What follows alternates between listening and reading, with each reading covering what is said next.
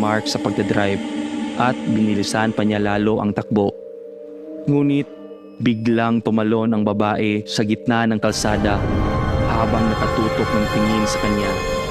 Dahil sa gulat ay nawala ang kanyang kontrol sa manobela at bumangga siya sa puno. Sa awa ng Diyos, hindi siya gaanong napuruhan.